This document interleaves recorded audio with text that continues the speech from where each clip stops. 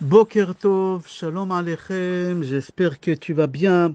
Le cours qu'on fera aujourd'hui, il est à la mémoire de Meir ben Raphaël El Maliach. N'oublie pas qu'aujourd'hui c'est la Hiloula de Rabbi Ishmael Cohen Gadol, et aussi de Rabban Shimon ben Gamliel, et aussi de Rabbi Hanine Segan Kohanim. Beaucoup de Tanaïm ils sont morts pendant ce mois-ci. C'est les Asara Harougé Malchut, ils étaient assassinés pendant ces jours-ci. Il faut que tu saches que les cours qu'on a fait hier et avant-hier, que notre travail ici dans le monde, c'est d'observer la grandeur de Hachem à travers notre corps, à travers tout le cosmos. On a dit avant-hier, Hashamayim mesaprim kevod elu ma'ase adav magid arakia. Seulement tu regardes le ciel, tu regardes les astres, tu vas comprendre la grandeur de Hachem. Regarde ton corps, comment il fonctionne. Et dans le chapitre d'aujourd'hui qu'on va étudier ensemble, on va essayer de comprendre qu'Hachem il a une façon de faire pas comme nous. Qu'Hachem il crée dans le monde chaque chose qu'on a besoin à la quantité qu'il faut. Hachem il crée pas des réserves. Nous on met des réserves. On a besoin du thon. On va acheter 2 boîtes de thon. Mais on a besoin d'une. Mais toujours au cas où. On a besoin d'une bouteille de jus de raisin, on va acheter 3 bouteilles de jus de raisin. Nous, les êtres humains, on aime stocker parce qu'on ne sait pas ce qui va se passer, on a peur du futur. Akadosh Baruch Hu, c'est pas comme ça. Akadosh Baruch Hu, il crée dans le monde exactement les nombres de choses qu'il nous faut. S'il faut 10 trillions de moustiques dans le monde, chaque moustique, on a besoin de lui. Et s'il va manquer un seul moustique, il aura un dommage dans le monde. Et Akadosh Baruch Hu, il ne va pas créer 10 trillions et une moustique. À Kadosh Baruch Hu, il n'y a pas chez lui des réserves. Non, on a des réserves. Il n'y a pas quelque chose dans le monde qu'Hachem il a créé plus ou moins de ce qu'on a besoin. Il n'y a pas quelque chose dans le monde qu'Hachem il a créé pour rien, qu'on n'a pas besoin. Il n'y a pas. Ça n'existe pas. À Kadosh Baruch Hu, il a créé chaque chose à la quantité que l'homme il a besoin. Qu'est-ce qu'on a besoin de grosses quantités? Hachem il a créé à des grandes quantités.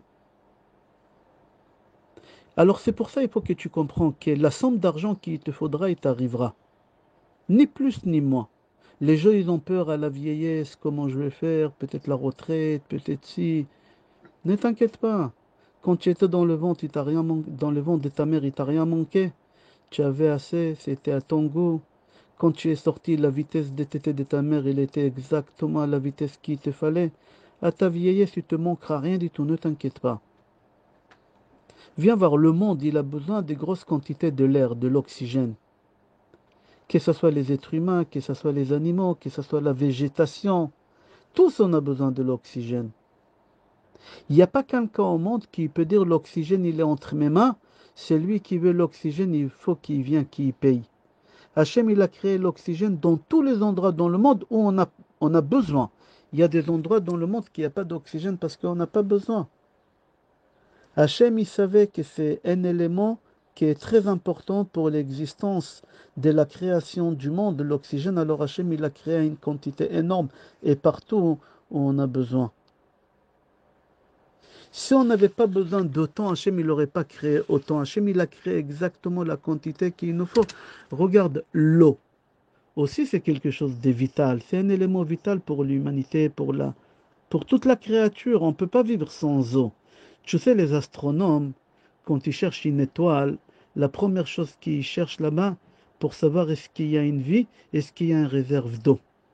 D'abord, ils cherchent les réserves d'eau. S'il y a une réserve d'eau, ils savent qu'il y a une vie là-bas. C'est la preuve la plus grande qu'il y a une vie là-bas. Dans les déserts, il n'y a pas d'eau, personne n'y vit là-bas, il n'y a pas de vie. 2 tiers du monde, c'est de l'eau. Mais c'est de l'eau qu'on n'a pas besoin de boire. On ne peut pas la consommer. Alors pourquoi Hachem il a créé autant d'eau dans le monde si on n'a pas besoin? On a dit qu'Hachem il crée les choses qu'on a besoin de grosses quantités. Mais cette eau-là, elle n'est pas consommable. Tout l'océan, tout l'Atlantique, on n'a pas besoin. Alors on se pose la question, on dit alors pourquoi? Pourquoi Hachem il a créé ces océans-là? Ils sont salés. Il faut que tu saches et que tu admets chaque chose qu'Hachem il a créée, on a besoin. Et c'est très important. Les chercheurs, ils ont découvert que sans les océans, il n'y a pas de vie dans le monde. Parce que l'océan, il est rempli des mini-algues très très petites qui gardent l'équilibre de l'oxygène sur la planète. Akadosh Baruch Hu, il a fait noyer le globe d'eau. 2 tiers. Pourquoi? Pour qu'on aura d'oxygène partout et à la quantité qu'il nous faut. De nos jours, que la population est à peu près à plus de 7 milliards de personnes, il y a beaucoup de machines, il y a beaucoup d'usines, il y a beaucoup de gaz qui dégagent des carbone qui est très toxique pour nous. Très très toxique pour nous. Alors Akadosh Baruch Hu, il a besoin de créer encore beaucoup plus à cause de l'homme, à cause de nous, pour qu'il y ait un équilibre, pour que la vie elle continue. Alors il y a beaucoup encore plus des algues. Il faut que tu saches, sans l'océan, sans tous les mers qu'on a, on n'aurait pas pu vivre, on serait étouffé. Je répète, remarque que chaque chose qu'on a besoin de grosses quantités, on l'a en grosse quantité. Si on a en petite quantité, parce qu'on n'a pas besoin de grosses quantités. Personne ne contrôle l'oxygène. Personne ne contrôle l'eau non plus. C'est pour ça que la pluie, elle tombe d'en haut. Pour dire, il n'y a pas quelqu'un qui contrôle l'eau. Tu dois payer l'eau parce qu'il a été traité. Mais si tu veux vivre qu'avec l'eau de pluie, ça te suffit. Alors on a compris, j'ai fait un résumé et on va commencer le cours Bezrat Hashem. Chaque chose qu'on a besoin de grosses quantités, Hashem il nous l'a donné. Chaque chose qu'on a besoin de petites quantités, Hashem il nous a donné des petites quantités. Hachem, il ne fabrique pas des choses en plus. Hachem, il n'a pas besoin de réserves. Hachem, il ne fait pas de réserves. Rav Simcha Zissel dit, c'est exactement la même chose dans la spiritualité. Dans la spiritualité, on a beaucoup des éléments. Et il y a des éléments qui sont beaucoup plus importants que les autres. Il y a des choses dans la spiritualité qui sont moins importantes que les autres. Alors, la chose que tu as besoin, le plus important dans la spiritualité, c'est la émouna. Tu ne peux pas vivre sans la émouna, c'est ton oxygène. Comme l'oxygène, il est dans toute la planète, où il y a des gens qui vivent, la émouna, chaque homme, il doit l'avoir. Sans la émouna, tu ne peux pas vivre. Tu ne peux pas, Bichlal, te faire appeler juif si tu n'as pas la émouna. La émouna, c'est quoi? La émouna, chaque chose qui t'arrive dans ta vie, j'ai la foi que c'est Hachem qui le fait, c'est personne d'autre. Personne, ni mon associé, ni mon patron, ni mon avocat, ni mon docteur, c'est que Hachem. C'est ça la émouna. J'ai la foi que c'est Hachem qui fait tout. Personne, personne. Et si quelqu'un m'a fait du mal, c'est Hachem qui l'a utilisé. Mais c'est pas lui. Directement, je sais que c'est Hachem. Regarde, quelqu'un il s'assoit sur une chaise. Et il tombe, la chaise elle se casse. La première chose que le bonhomme il fait, il se lève tout de suite et il dit waouh. Il est en train de regarder pour quelle raison la chaise elle s'est cassée. Ça s'appelle un manque d'émouna. La Gemara elle raconte qu'un jour Rav Papa il est presque tombé de la chaise, presque. Il n'a pas regardé la chaise pour dire waouh, qu'est-ce qui se passe? Elle est bancale, elle est quoi? Non. Tout de suite, il s'est mis debout. Il a dit quel péché j'ai fait aujourd'hui que j'ai failli mourir de skila, de lapidation. Ça s'appelle skila. Dis-moi la vérité. Combien de fois ça t'est arrivé dans ta vie que tu es monté sur une échelle et tu es tombé et tu as cherché des raisons pourquoi tu as tombé? Combien de fois? Est-ce qu'il y a un moment où tu as dit waouh, j'ai fait quelque chose que Hachem il m'a payé? Est-ce que tu as lié ça directement à Hachem? Non, parce que c'est un manque d'émouna.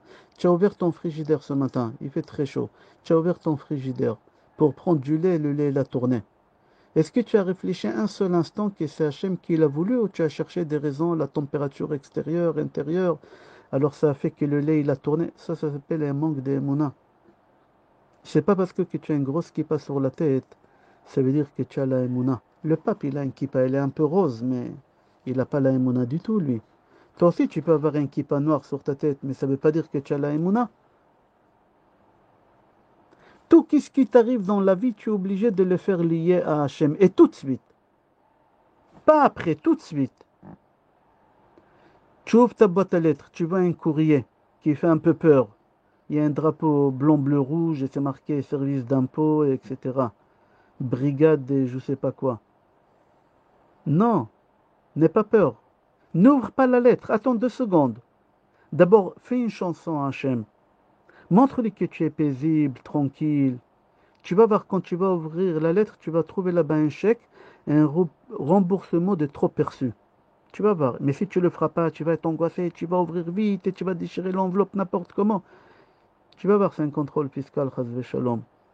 Chas v'shalom. Comment ça se fait qu'aujourd'hui, les services de cardiologie sont remplis de jeunes? Avant, les services cardiologiques, c'était des personnes à partir des 75 ans, 80 ans. Aujourd'hui, à 45 ans, tu vois des gens qui mettent des stents. Alors qu'un cas qui arrive au service cardiologique, il dit, waouh, j'ai pas fait attention à ma santé, j'ai mangé trop gras, j'ai mangé trop de beurre, j'ai mangé trop de viande, trop de charcuterie, ça m'a bouché les artères. C'est absurde de parler comme ça, tu es fou ou quoi? Le beurre ne bouge pas les artères, la charcuterie ne bouge pas les artères, pas du tout. C'est ton comportement, c'est Hachem qui l'a fait. Tu dois lier chaque chose qui t'arrive tout de suite à Hachem. Parfois, il y a des peurs qui t'arrivent dans la journée. Tu as des peurs comme ça. Est-ce que tu as essayé de réfléchir pourquoi Hachem il te fait peur? C'est pour rien que tu as des peurs? Il y a des gens, ils se lèvent le matin, ils ont peur. Il n'y a pas de raison, mais ils ont peur. Ils ne savent pas pourquoi ils rentrent dans une peur. Il y a une raison pourquoi Hachem il te fait peur.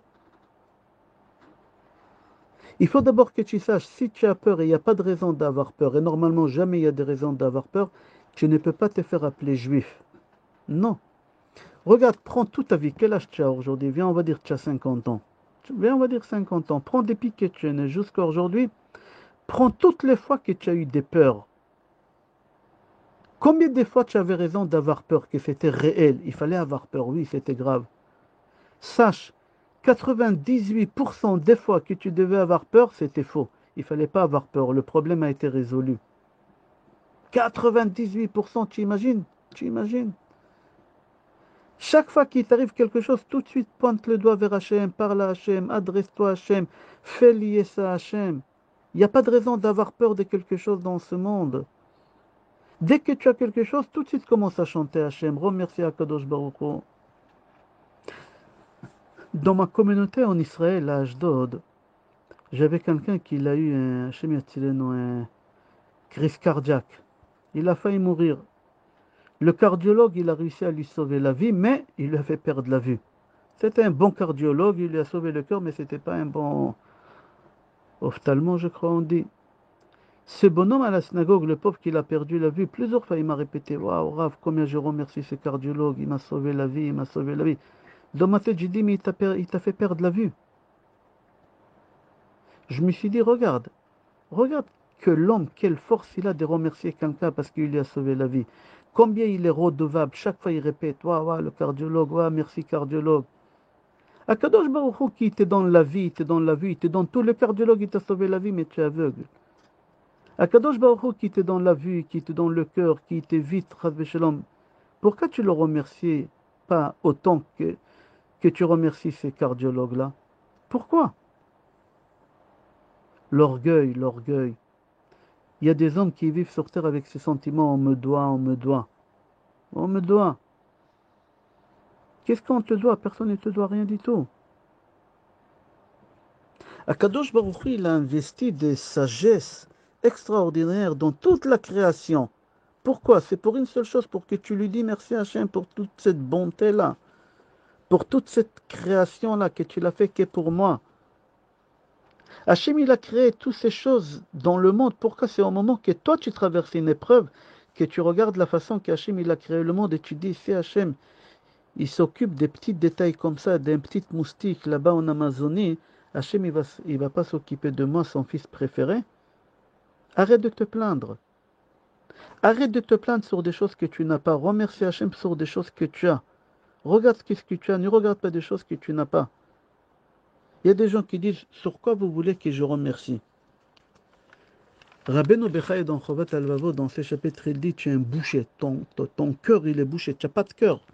Regarde qu'est-ce que je t'ai donné, ne regarde pas qu'est-ce que je t'ai pas donné. Tout qu'est-ce que je t'ai pas donné parce que c'est pas bon pour toi.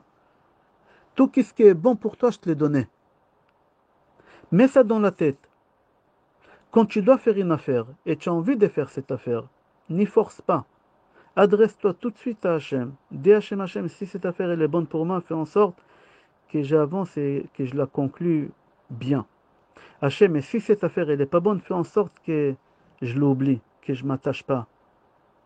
Chaque chose que tu fais, que ce soit pour un chidour, que ce soit pour acheter une affaire, pour acheter un appartement, que ça, toujours tu dis à Hachem, Hachem, si c'est bon pour moi, fais en sorte que ça marche vite, bien. Si c'est pas bon pour moi, fais en sorte que ça s'arrête et que j'oublie, je ne m'attache pas.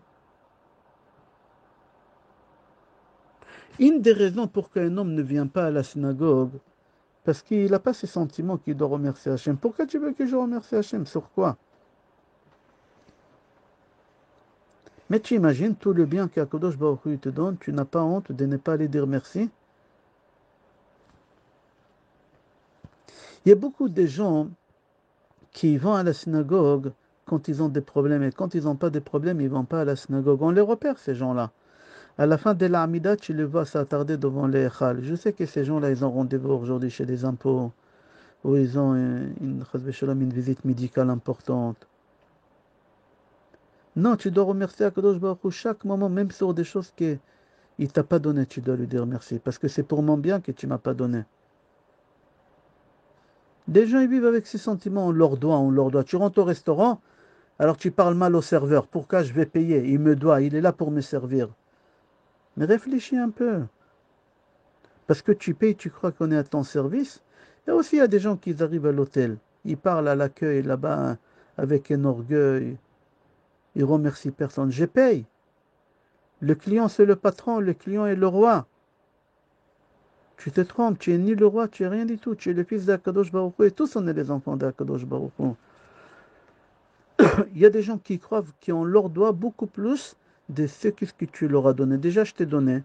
Le peu que je t'ai donné, c'est qu'est-ce que je peux donner. Dis merci. Non, tu dois me donner encore beaucoup plus que ça. Pourquoi? Je te dois rien. Hachem aussi, il te doit rien. Déjà, dis-lui merci pour le peu qu'il t'a donné. Il y a des gens qui ont l'habitude de regarder que des choses qu'ils n'ont pas, que des choses qu'ils n'ont pas. Ils ont l'habitude de regarder les défauts de l'autre. Regarde les bonnes choses. Il y a des gens qui marchent avec comme ça, avec la tête haute, des orgueilleux. J'ai donné, j'ai mis les tefilines, j'ai fait des mitzvot, j'ai fait traverser une vieille, le passage piéton. Mais tu imagines, Hachem, il te doit rien du tout, même avec tous les mitzvot que tu as fait. C'est l'orgueil qui te fait croire. Esther Amalka, elle a jeûné 3 jours. Après 3 jours de jeûne, Hachem, il a abandonné. Elle a écrit le Tehillim, elle a dit Eli, Eli, lama azaftani. Hachem, Hachem, pourquoi tu m'abandonnes? Le monde entier, ils ont jeûné pour elle. Le monde entier, tous les juifs. Elle pouvait dire à Hachem, Esther, Hachem, qu'est-ce que tu veux plus que ça? J'ai jeûné à mon âge. Mon mari, il a jeûné. Tous les juifs, ils jeûnent. Et pourquoi tu m'abandonnes? Qu'est-ce que tu veux plus que ça? Non. Qu'est-ce qu'elle dit dans les Tehillim? Elle dit à Kadosh Baruch Hu, je te remercie pour tous les biens que tu m'as donnés jusqu'à aujourd'hui. Mais Hachem, je te demande encore. Notre défaut à nous, qu'on a l'habitude de regarder des choses qu'on n'a pas. Regarde les choses que tu as. Arrête de regarder les choses que tu n'as pas. Parce que les choses que tu n'as pas, hein, c'est parce que c'est pas bien pour toi. Et si tu forces pour les avoir, ça va se retourner contre toi. Que ce soit la femme, que ce soit les... Quelqu'un, il insiste, je veux, tu veux quoi? Je veux me marier. Mais Hachem, il a dit, c'est pas le moment. Tu veux avancer par force, ça va se retourner contre toi. Et en plus, surtout quand tu pointes le doigt sur la personne, je veux celle-là, celle-là. Peut-être celle-là, elle n'est pas bonne pour toi. Non, je veux celle-là, cette fille-là, mais elle va se retourner contre toi, tu es fou. Hachem, il sait pourquoi il ne te l'a pas donné. Mais si tu insistes, Akadosh Baruch Hu, il va te donner cette chose que tu veux, que ce soit la femme, que ce soit l'affaire, que ce soit la voiture, mais ça va se retourner contre toi, tu vas que galérer avec. Tu vas prier à Hachem de mourir. C'est dommage.